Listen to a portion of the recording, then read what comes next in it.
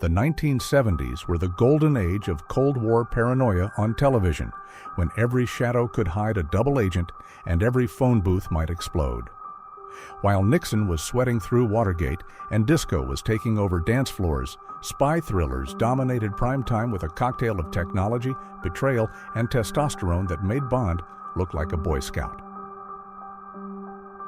Chama 10. Return of the Saint, 1978.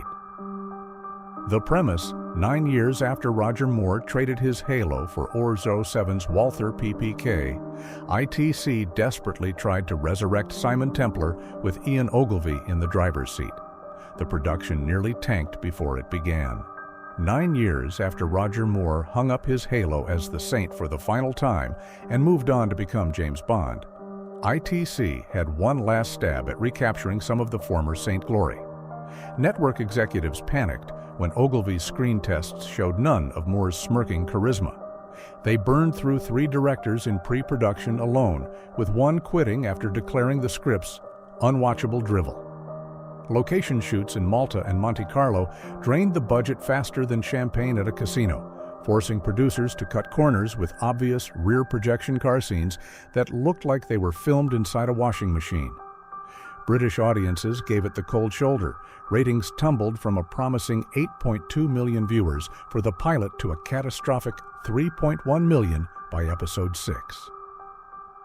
Critics savaged Ogilvy's wooden performance, with The Guardian calling him a plank of wood with Moore's leftover wardrobe. Yet the show's theme song by John Scott became an underground hit, spawning a disco remix that actually charted higher than the show's Nielsen ratings. The unforgettable moment. Templar's explosive yacht escape in The Imprudent Professor, where practical effects and miniatures created a fireball that consumed $50,000 in one spectacular take, more than some episodes' entire budgets. ITC spent £2.8 million on 24 episodes that generated less than £1.5 million in worldwide sales. The financial bloodbath killed any hope of a second season and marked the beginning of the end for ITC's television empire. Ogilvy later admitted he spent most of filming wondering if Moore would sue him for identity theft. 9. Sapphire and Steel, 1979. The premise: 2 otherworldly agents policed time anomalies in the most genuinely terrifying children's show ever broadcast. Created by Peter Hammond for Granada Television, the series emerged from the wreckage of his rejected Doctor Who scripts. According to the documentary accompanying the network DVD release, the concept for this show originally envisioned it as a program aimed at youngsters in the mold of other children-orientated sci-fi, such as The Tomorrow People or Doctor Who. When ITV's head of children's programming saw early footage of David McCallum and Joanna Lumley investigating temporal disturbances, he reportedly screamed and demanded they move it to adult viewing hours immediately. The show's claustrophobic studio sets and minimal special effects masked a budget so tight it squeaked. Each episode cost roughly £30,000, peanuts even by 1979 standards, yet somehow generated more genuine terror than big-budget horror films. Stunningly acted and creepy as hell with an almost intense and oppressive atmosphere, critics were baffled by its scheduling, calling it the most sophisticated horror anthology disguised as science fiction. McCallum later revealed that half his dialogue was improvised because the scripts often ended mid-sentence with "Steele does something mysterious." The railway station episode traumatized an entire generation of British children and prompted 847 complaints to the Broadcasting Standards Council. Parents demanded warning labels, while child psychologists declared it unsuitable for anyone under 30. Yet viewing figures climbed steadily from 4.2 million to 6.8 million by the final series. The unforgettable moment. The photograph sequence in The Man Without a Face, where victims become trapped in pictures, their screams echoing from glossy paper, achieved using nothing but clever editing and audio manipulation. Granada's accountants celebrated when overseas sales hit £2.1 million, making it their most profitable sci-fi export, after Coronation Street. The show's cult status exploded in the DVD era, with box sets selling 50,000 copies in 2005 alone, proving that genuine nightmares never go out of style. The Sandbaggers, 1978. The premise: a cynical portrait of British intelligence where the good guys wore expensive suits and did terrible things for Queen and country. Creator Ian McIntosh drew from his own naval intelligence background to craft the most realistic spy drama ever filmed. Yorkshire Television greenlit the project after McIntosh promised the anti-Bond. No gadgets, no glamour, just bureaucratic warfare and moral compromise. The Sandbaggers features ordinary people doing extraordinary work. The scripts are laced with black humor depicting the high, emotional toll taken on espionage professionals who operate in a world of moral ambiguity. Production was plagued by McIntosh's perfectionism and MI5's unexpected cooperation. Real intelligence officers consulted on scripts, leading to last-minute rewrites when they pointed out actual state secrets. The authenticity came at a cost. Episode budgets ballooned from £45,000 to £78,000 when McIntosh insisted on filming in actual government buildings. Ray Lonan's portrayal of Willie Kane was so convincing that he was approached by actual recruiters during filming. British critics hailed it as television's greatest achievement, with the Times declaring it too good for television. When reviewing the 2013 network DVD release of The Sandbaggers, the complete series, Toby Manning wrote, "This 70s spy drama about a Cold War dirty tricks department is cynical, tough, and has a compelling star in Roy Marsden's brute in a well-cut suit." Viewing figures peaked at 7.4 million for the Malta Crisis two-parter, making it ITV's highest-rated drama of 1980. The unforgettable moment: Neil Burnside's chilling phone call to authorize an execution in first principles, delivered with Roy Marsden's perfect balance of regret and ruthless calculation. The series cost £1.2 million across 3 seasons, but generated over £4 million in worldwide sales. McIntosh's mysterious disappearance in 1979, his plane vanished over Alaska, only added to the show's legend. American intelligence agencies reportedly studied episodes as training material, the ultimate compliment for a show that dared to show spying as it really was. 7. Callan, 1967. The premise: a working-class assassin questioned every kill while serving Her Majesty's government in the grimmest spy series ever made.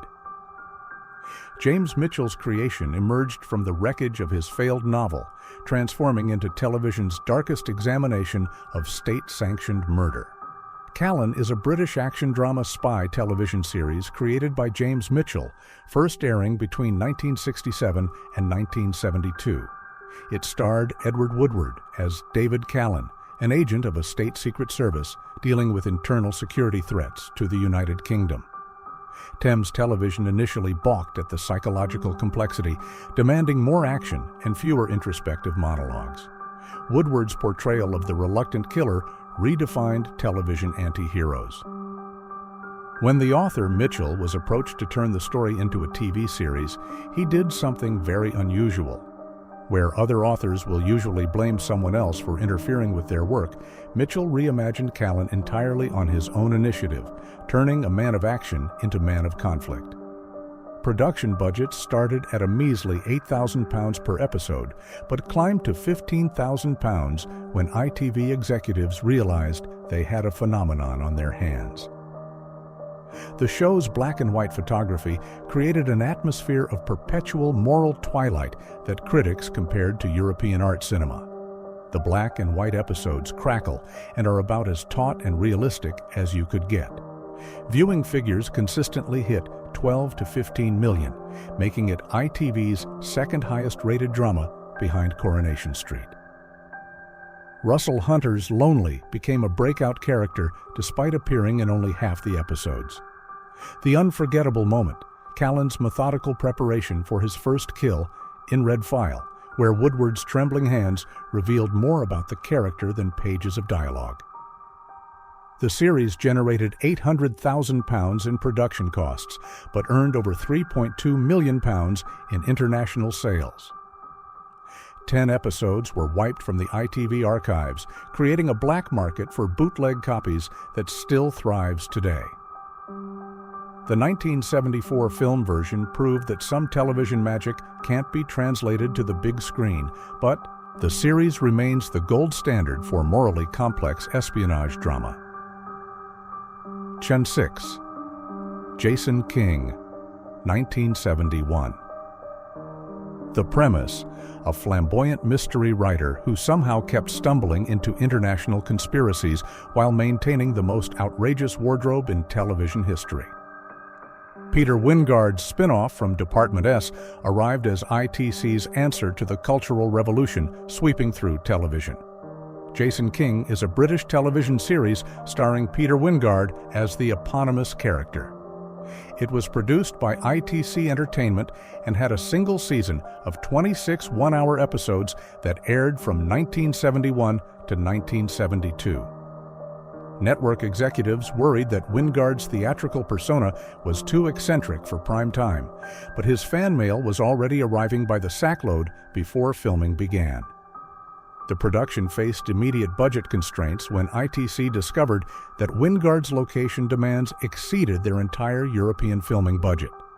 Episodes were written specifically to include travel to various European locations to which Peter Wyngarde had, before the series, been brought for outdoor location filming. These shots were then included within the filmed narratives. Directors resorted to creative editing, splicing stock footage with studio close-ups to create the illusion of globe-trotting adventure. British audiences embraced King's outrageous fashion sense and affected mannerisms, with viewing figures reaching 8.6 million for the most popular episodes. King's choice of fashion was named by Mike Myers as an inspiration for his popular movie character, Austin Powers. Critics were divided.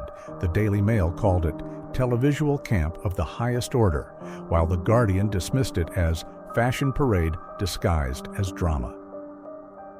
The unforgettable moment, King's elaborate disguise sequence in A Thin Band of Air, featuring a 7-minute wardrobe change that became appointment television for fashion-conscious viewers.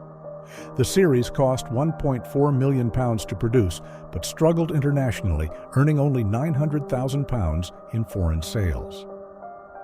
Wyngarde's arrest and conviction for gross indecency in 1975 effectively ended any hopes of revival, but the character's influence on popular culture proved more enduring than anyone expected. The series remains a time capsule of early 1970s style excess. Department S, 1969. The premise: an elite international task force investigated impossible crimes with the help of a computer that filled an entire room. Created by Dennis Spooner for ITC Entertainment, Department S represented the company's ambitious attempt to crack the American market with high-concept storytelling.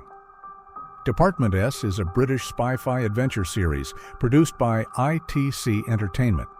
It consists of 28 episodes, which originally aired in 1969 and 1970.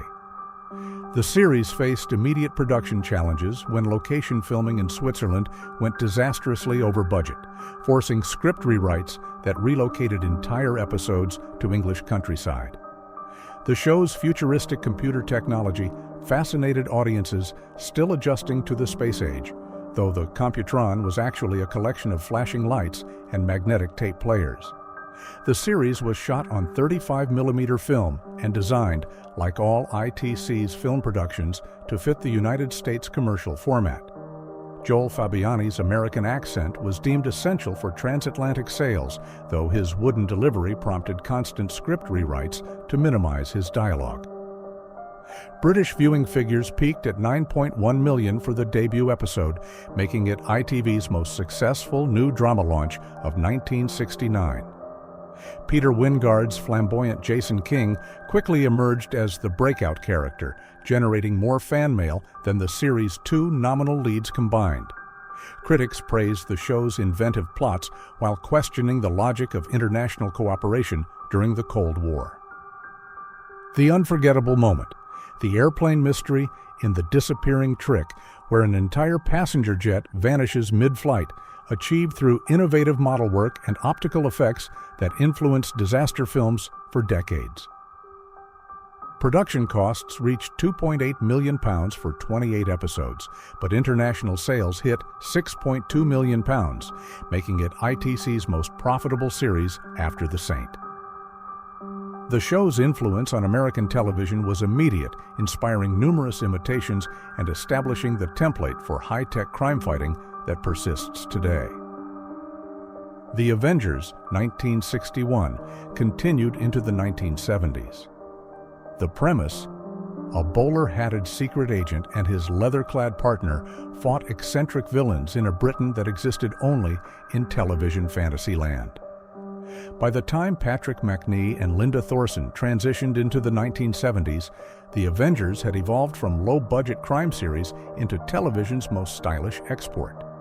The show's shift from Diana Rigg to Thorson for the final season created a production crisis when viewing figures plummeted from 13.2 million to 6.8 million in 6 months. ABC television executives panicked, demanding script changes that emphasized action over wit. The final season's larger budget, $85,000 per episode compared to $45,000 for early Rigg episodes, couldn't compensate for the chemistry lost when Rigg departed for bigger paychecks. Behind-the-scenes tension reached breaking point when Thorson threatened to quit after persistent comparisons to her predecessor. Producer John Bryce was fired mid-season, replaced by Albert Fennell in a desperate attempt to salvage the show's reputation. International syndication rescued The Avengers from British cancellation, with American broadcasters paying premium rates for episodes that seemed more exotic with each passing year.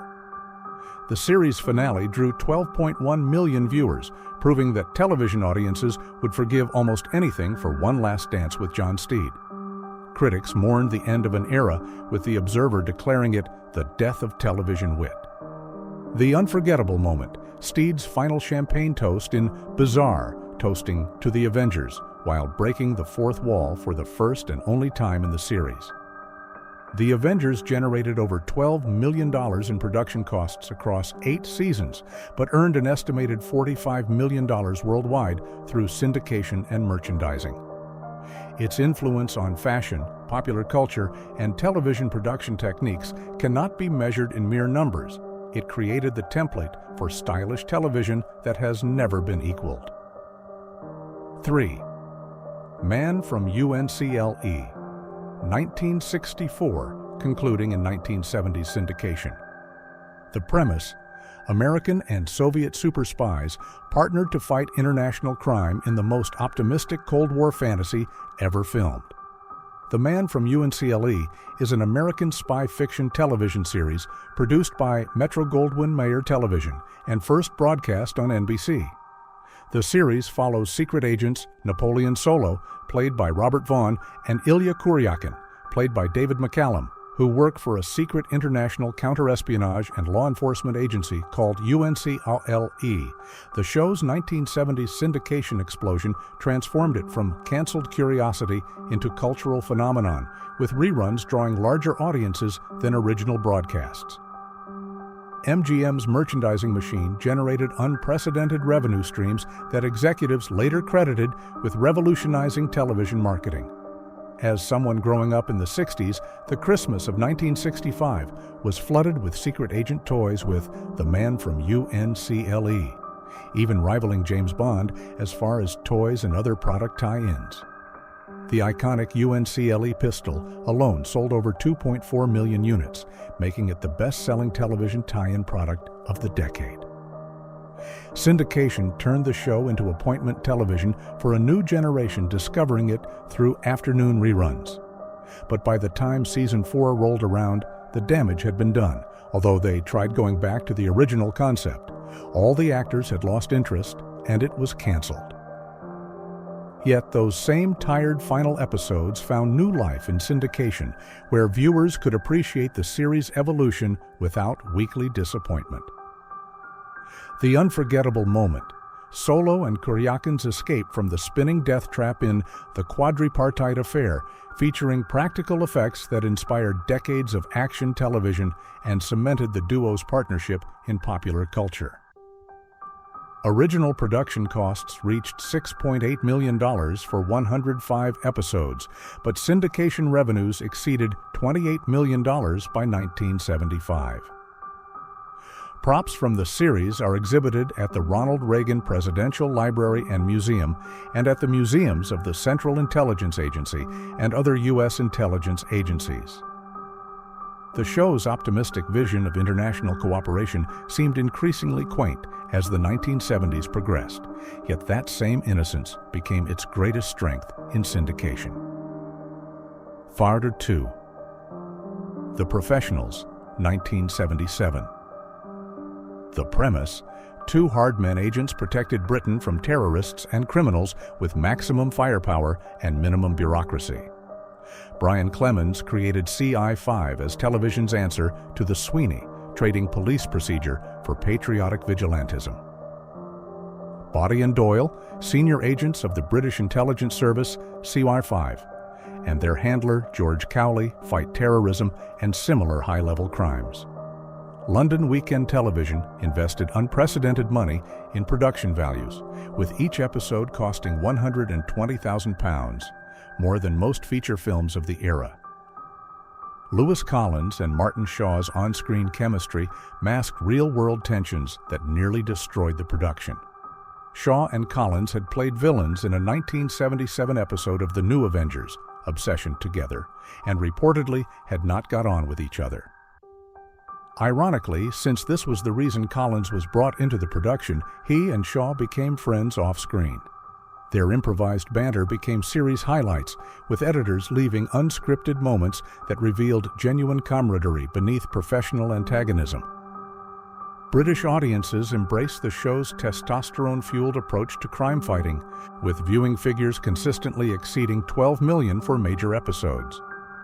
The Professionals came into being at a time when the media was obsessed with secret services, specialist divisions, gun crime, and terrorism.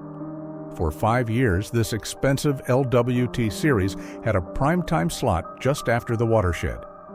Critics condemned its violence while secretly admitting guilty pleasure at the spectacular car chases and explosive action sequences.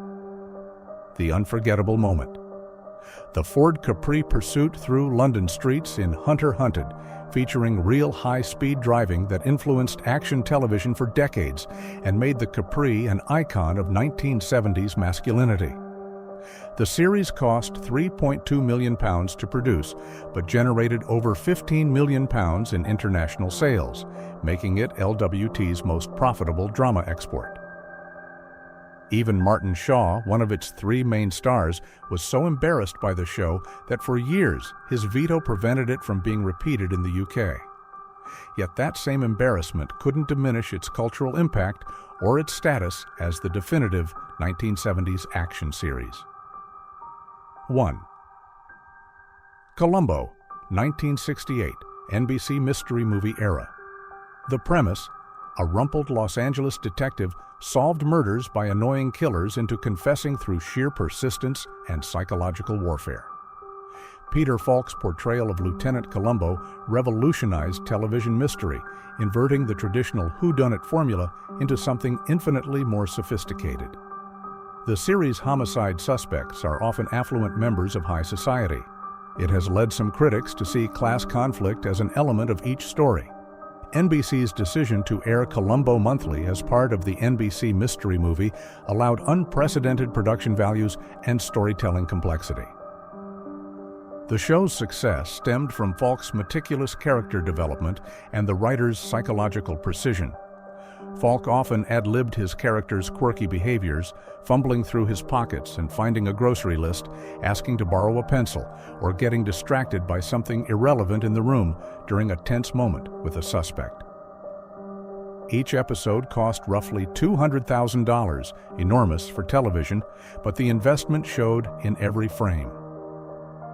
Critics and audiences united in praising Columbo's unique approach to crime solving, with viewing figures regularly exceeding 25 million for special episodes. Columbo was an immediate hit in the Nielsen ratings, and Falk won an Emmy Award for his role in the show's first season. The show's intellectual approach attracted viewers normally uninterested in police procedurals, creating a crossover audience that included academics and mystery writers.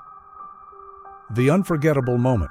Columbo's trap springs in suitable for framing when he reveals how the killer faked his alibi using television programming, a masterclass in logical deduction that became the series' template. Episodes of Columbo are between 70 and 98 minutes long, and they have been broadcast in 44 countries.